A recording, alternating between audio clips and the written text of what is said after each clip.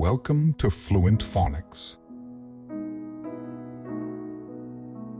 Today we will learn how to pronounce the word Jeroboam.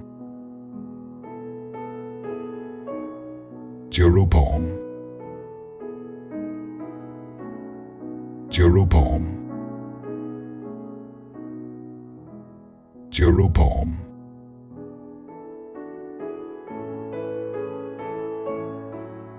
Here's an example of how one might use it in a sentence. King Jeroboam was the first king of the northern kingdom of Israel after the nation split into two kingdoms.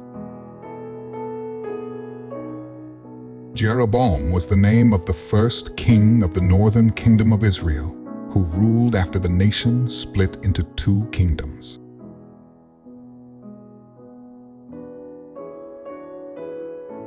Thank you for your time. If you enjoyed this, please like and subscribe for further content.